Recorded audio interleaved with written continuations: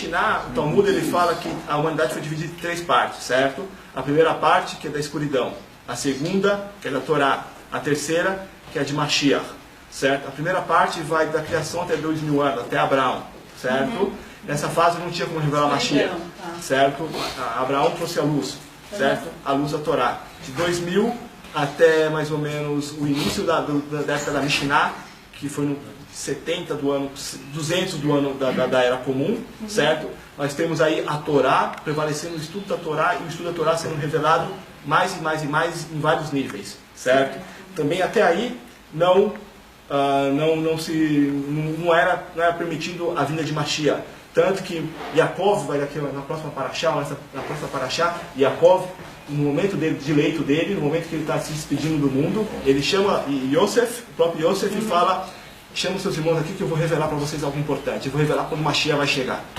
Quando a Geulah vai chegar, porque tem a ver com essa paraxá. Vou falar daqui a pouco sobre isso, porque tem a ver com essa paraxá. Mas quando Yosef fala, quando Yaakov vai falar que Mashiach vai chegar em tal ano, ele perde o espírito de profecia, certo? Porque não podia ser revelado quando Mashiach vai chegar. Por quê?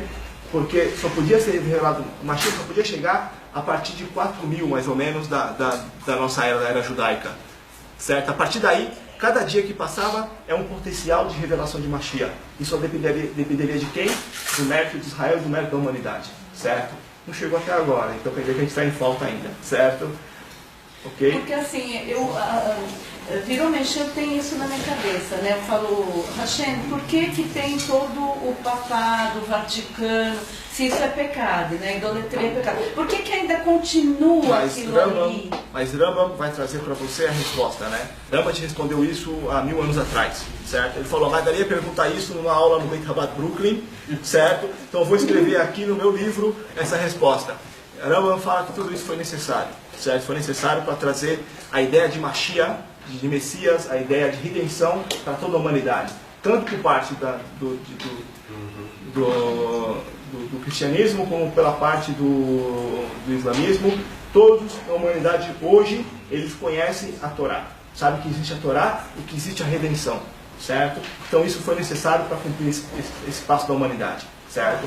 E vai chegar um ponto, o Rambam fala, que todo mundo, refletindo sobre a sua fé, sobre os ensinamentos mais profundos que isso vai trazer para eles, eles vão falar o quê? Que, infelizmente, nossos pais, em algumas coisas, eles estavam errados, certo?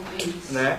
E aí eles vão reconhecer quem, de fato, tem a verdade, que a verdade, ela, né, que o povo judeu, ele tem a verdade, né? Foi revelado a ele a verdade. Certo? Certo. Ok? Certo. Ou seja, estamos agora no começo de uma preparação de conhecimento, né? Porque você saber que existe é uma coisa, agora você conhecer, então nós estamos começando a vivenciar esse lado de conhecimento. Nós estamos sentindo os primeiros, tipo assim, nós estamos Ekev Mashiach, nós estamos sentindo aqui os primeiros prenúncios de Mashiach, né?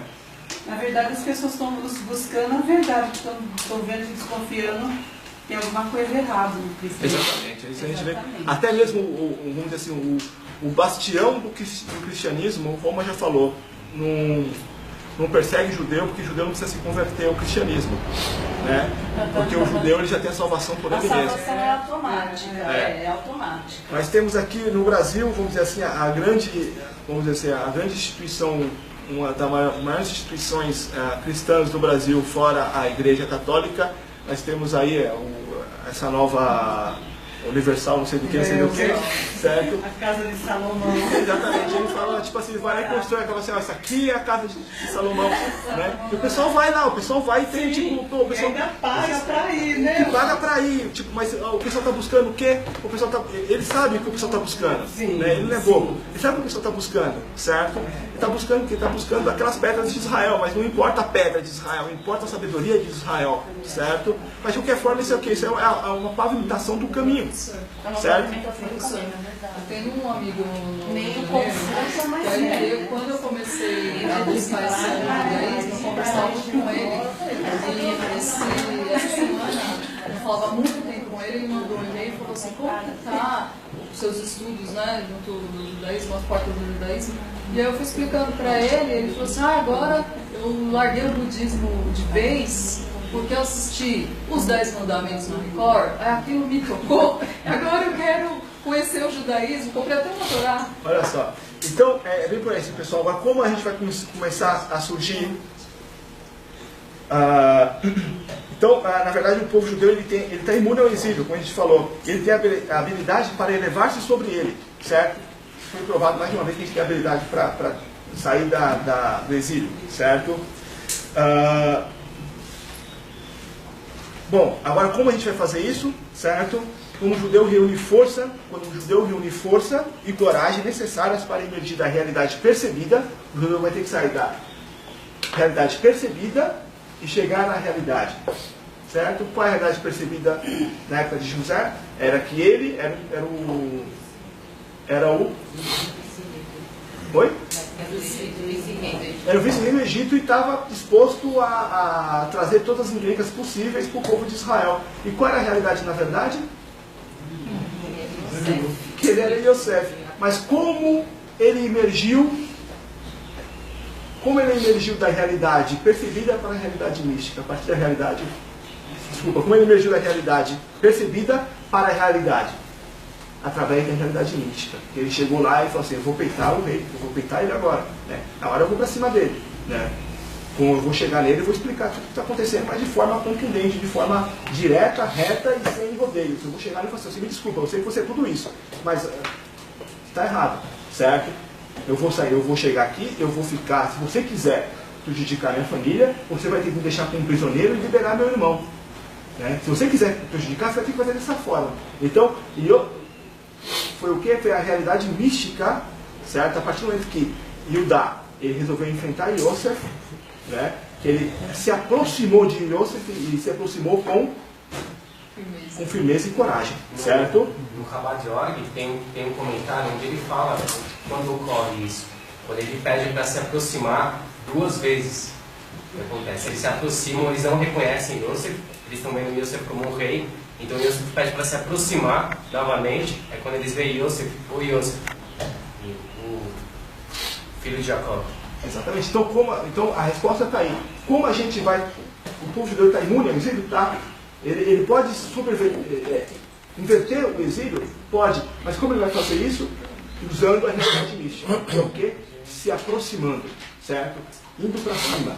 Certo? Tendo coragem de enfrentar, certo? A realidade percebida. Porque, na verdade, a realidade percebida, na realidade, né? Falando de realidade, ela está submetida à realidade e à realidade mística.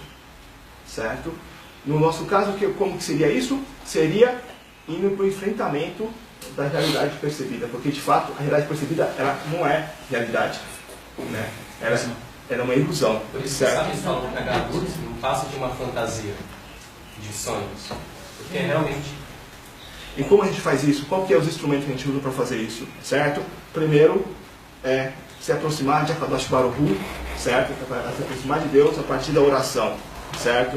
Porque a oração, ela revela a sua ligação interior com o Todo-Poderoso, certo? Essa ligação, como já está estudando aqui com o Rabino vários tempos, já várias épocas, nós estamos aqui, nós temos praticamente quantas almas? 2 almas, uma alma animal e uma alma divina, certo? Exatamente.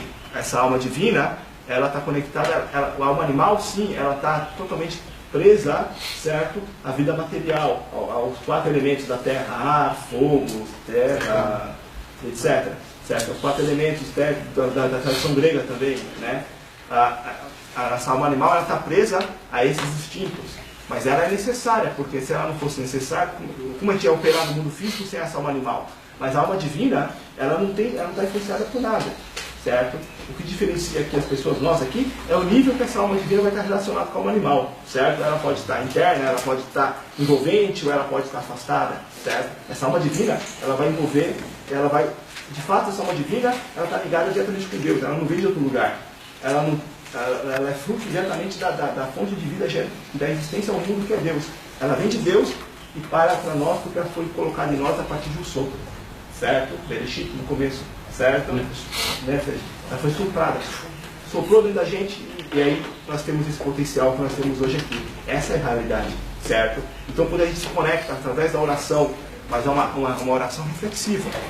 Certo, pessoal? Exatamente. Certo? Entendeu? É o que? Essa oração que eu falo é uma oração reflexiva, porque essa oração reflexiva vai trazer para nós reconhecer certos atributos divinos, certo? Atributo divino, Kabbalah, tá bom, pessoal? Estou falando de Kabbalah, os 10 atributos divinos, tem Kabbalah, de avisar, certo? Quando a gente faz uma oração, garanto para vocês que uma oração reflexiva vai trazer para você, vai acender em você os atributos divinos, certo? O que isso vai trazer para você? Isso vai trazer para você uma ação de acordo com os atributos divinos, certo? Quando você age de acordo com os atributos divinos, você vai estar fazendo o quê? Vai estar fazendo o que o Dá fez, se aproximou. Através da realidade mística, você se aproxima da realidade em si e você transforma a realidade percebida. Ok, pessoal? Certo? Olha, isso assim vai ser uma coisa pacífica, por exemplo, né? Essa transformação? Ou em algum momento vai ter resistência de Edom, por parte de Edom, vai por parte deles. Quando eles perceberem que eles estão perdendo os cristãos estão indo para o judaísmo, para o Bnei Noach, vai ser criada alguma coisa assim, alguma resistência, alguma guerra, sei lá. Não, acho que não. Eu acho que vai ser tipo, a luta de classes não interfere nesse processo, certo? Mas o fato é que a gente tem aí nós não estamos tratando aqui hoje, certo? Não é característica de Israel, certo? Uma característica de Israel, de Yaakov, né? Se você me ferir, se você me colocar em jogo a minha casa, porque isso é importante, né? A Paraxá vai falar justamente isso. Quando um dos pontos da Paraxá, vou tentar agora passar rapidinho alguns pontos importantes da Paraxá, tá bom? Yaakov ele fala aqui para o faraó, quando o faraó para Yosef vai trazer, quando Yosef vai trazer, pede para trazer o pai dele de Canaã, de Israel, o que acontece? Primeiro, Jacó ele fica perturbado. Como Yosef está vivo, certo? Ok? Então já vê que a realidade percebida foi totalmente desfacelada. Primeiro, Yosef era o rei do Egito, vice-rei do Egito. Agora meus filhos mentiram para mim. Né? Jacó falou, mas ele não morreu, ele estava vivo. Né? Os meus filhos mentiram para mim. E os filhos dele têm que falar, eu menti. Aquilo que você estava vivendo, porque Jacó tinha medo. Falava assim, se Raquel morreu no caminho de viagem, lembra de Raquel morreu quando estava indo para Israel. Certo? Yosef morreu quando estava indo quando foi viajar para procurar os irmãos dele, né? Então Benjamim não vai viajar, porque viajar morre, certo? Era a realidade percebida, né? Ok? Não era a realidade, era uma ilusão. Exatamente, a mentira. Por que a gente não deve mentir? Porque a mentira, por mais que você mente até mesmo para o bem, diz que tem pessoas que falam que pode mentir até para o bem, mas você está fazendo o que? Você está inventando uma realidade percebida. Certo? A gente não deve ter ilusão, certo?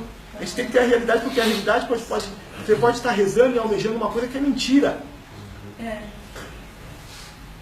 Certo? De repente, se você é uma coisa mentira, você vai estar rezando, você vai estar pedindo para Deus uma coisa que é mentira, uma coisa que não é realidade. Certo? E Jacó quebrou tudo isso antes de poder ir para o Egito. Certo? Toda a realidade percebida, ela caiu por terra. Certo? Certo. Ok? Quando chega o faraó e pergunta para Yaakov, quantos anos você tem? Aí Yaakov, em vez de falar, não, sei lá, eu nasci eu tenho 130 anos. Ele falou, eu tenho 130 anos, mas minha idade é inferior à dos meus pais. Meus pais viveram por ele foi contou toda uma história para o faraó. O faraó ficou olhando. Aí qual que era a ideia de Jacó? Era perceber que quantos anos um homem deve viver? 120 anos de acordo com a Torá, certo? Ok? Jacó falou, eu vivi 130 anos, mas não cheguei ainda ao que eu precisava. Mas, de acordo com a Torá, de acordo com o mandamento, ele já tinha passado de 120, certo? Então ele já tinha vivido 10 anos a mais do que a Torá permite ele viver. Mas o que Jacó quis falar para o faraó é que apesar de eu ter vivido tudo isso, certo? 10 anos a mais, eu tenho um bônus de 10 anos a mais da minha vida, eu não consegui chegar na redenção. Então eu não posso dizer que minha vida é completa. Certo? Então se eu não chegar... Isso nós devemos... Porque a gente vai cair nesse erro, certamente, tá, pessoal? E principalmente vocês hoje aqui podem cair nesse erro, certo? Falar, eu cheguei numa plenitude, certo? Eu tenho a minha casa, eu tenho a minha família, eu tenho o meu... E mais, certo? Eu estou estudando Torá. Pronto, cheguei na Geulah. eu estou tendo palavras de Torá, eu estou rezando dentro de uma sinagoga, do lado de um Sefer Torá verdadeiro, de acordo com a tradição de Moisés, certo? A gente pode chegar nessa percepção, porque não, é natural, é nosso. Se não fosse nosso, não estava escrito na Torá, certo? Não estava escrito que Jacó falou, ó, eu vivi tudo isso, mas eu não estou pleno, certo? Porque Jacó queria falar para cada um de nós hoje aqui, falar o que para nós? Que, apesar de você estar aqui hoje, certo? E está vivendo um processo de plenitude, tem não digo por mim, mas eu digo pelo Rabino Yaakov, então um monumento em Torá, certo? Um erudito da Torá, certo? Um erudito da Torá de fato, ok? Vocês têm a oportunidade de estar convivendo e trocando experiências com o erudito da Torá, certo? Mesmo assim, a plenitude ainda não chegou, a gente não pode estar conformado com isso. Por quê? Porque nós temos que transformar a nossa realidade, certo? Usar essa realidade mística para transformar a realidade percebida em realidade, certo?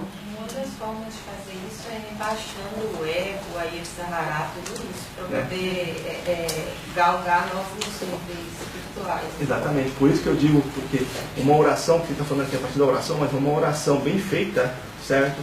Uma oração onde você é reflexiva, a gente leu hoje, a gente leu uma parte da nossa oração hoje, que fala assim, não importa, não importa a nossa misericórdia, não importa a nossa tzedakah, não importa a nossa retidão, isso não é nada diante de ti, certo? A verdadeira questão está em ti. Eu tenho que buscar, nos sábios da Torá, uma verdadeira forma de transformar o mundo, certo? Porque nós estamos sempre vamos estar passíveis a algum tipo de vaidade, algum tipo de erro, certo? Se a gente não está conectado com o Kitsu Shulhanaru, com o Shulhanaru, com a Mishnah, com os nossos sábios diretamente, a gente vai estar fazendo besteira, certo? Ou a gente vai estar fazendo bondade sem efeito, certo? Ou a gente vai estar escondendo as nossas maldades encobertas enfeitadas com bondades, certo? Isso é a natureza nossa, né? A gente vai estar, isso é factível. Então, pessoal, hoje, quando a gente vai sair, a gente tem que ser, por exemplo, de Jacó. Olha só, eu fiz tudo, a minha vida foi uma vida de santidade, certo? Eu tive que passar a enfrentar várias dificuldades. Eu garanto para vocês que muitos aqui passaram muitas dificuldades na vida, certo? Porque eu posso garantir isso por quê, pessoal? Porque o fato, para a gente chegar perto da árvore da sabedoria, a árvore do conhecimento, da árvore da vida, né? Uma pessoa que teve uma vida que se poupou, certo? Ou que foi poupado de alguma dificuldade, certamente essa pessoa não vai estar quebrada o suficiente para se aproximar da árvore, certo? A dificuldade, as pessoas quebradas, são aquelas pessoas que vão sentir isso no mais forte dentro dela, certo? E vão caminhar mais rápido e com mais força em busca dessa verdade, certo? Estou dizendo que é impossível uma pessoa que não teve essas dificuldades na vida chegar, né? Mas a pessoa que teve essa dificuldade, elas vão ser as primeiras a chegarem, porque ela anseia por isso. É a mesma coisa uma pessoa que está uma pessoa que mora num lugar que tem água e está cansada de trabalhar, mas ali tem água, tem comida, a pessoa vai ficar ali. Mas uma pessoa que caminhou pelo deserto, que está caminhando no deserto, etc, quando ele vê um oásis, ele vai correr mais rápido, certo? E com mais força para chegar naquele oásis, para chegar naquela fonte de água, certo? A corrida é de acordo com a necessidade. De acordo com a necessidade, certo? Né? E no final das contas, o que Yaakov quer falar é que também eu sofri. E olha que eu era filho de Abraão e filho de Isaac, certo? Eu sofri também, certo? Por isso eu caminhei mais rápido, certo? E por isso eu estou chegando com 130 anos e hoje eu não posso falar ainda que eu cheguei em plenitude, porque eu tenho a consciência, certo? Que chega faltando a Beulah. Está faltando a redenção, certo? E nós hoje temos que voltar para casa nessa semana e falar, poxa, eu tenho uma palavra de Torá, eu consegui passar, hoje eu estou bem, graças a Deus, certo? Hoje eu tenho uma casa, eu tenho minha casa, eu tenho como me sustentar, eu tenho hoje, já passou, o mal pior já passou da minha vida, certo? Hoje eu estou bem, hoje inclusive eu posso estudar Torá, certo? Eu posso até abrir um livro em hebraico, hoje ler em hebraico, muitos aqui podem falar isso, eu posso ler em hebraico, né? Eu não sou nem judeu, olha só pessoal, eu não sou nem judeu, mas eu posso ler em hebraico. Que seja o ai, certo? Eu posso pegar e abrir não sei o quê e ter um rabino falando para mim, certo? Eu não sou nem judeu, mas posso estar diante de um rabino, certo? De não sei quantos mil anos de tradição falando para mim. mas ainda o pessoal da Gueu lá não chegou, certo? Então a gente está incompleto, certo? Por quê? Porque eu li isso na oração, fiz questão de frisar isso na oração também, né? Porque a gente tem que olhar, a gente tem que se manter firme, certo? Mas a gente tem que, agora a nossa preocupação é como está o próximo, como está o nosso próximo, certo? Se a gente se esquiva de olhar para o nosso próximo, certo? A gente está se esquivando do nosso papel aqui como criatura de Deus. Ok? Certo? Mas vão ter muitos que não vão ouvir, né? Eles não querem ouvir, né? Exatamente, Tem mas... muitos que não querem. E é o que o senhor falou. Você não fala, para Mas quem faz. não quer ouvir. Mas faz. Certo? Faz. Não fala. É diferente. Não fala. Mas faz. Age. Certo? Certo? Que a ação ela vai mais do que a palavra. Só lembrando, para finalizar, pessoal, para todo mundo ir para casa, a esperança estava com Jacó, ele sabia. E quando ele estava indo para o Egito, num caminho ele foi plantando o quê? Acácias. Certo? Acácias amarelas. Ele foi plantando no caminho. Certo? Por quê? Porque ele sabia que um dia os filhos dele iam voltar para aquele caminho. E aquelas acácias, os filhos dele iam cortar e fazer o tabernáculo. Certo? Que era o templo móvel. Certo? Certo? Então... Certo, pessoal? Então, vamos ficar por aí então hoje, tá bom? Okay. Jacó ele foi plantando porque ele sabia que os filhos dele iam voltar. Muito obrigado. Certo? Valeu, pessoal.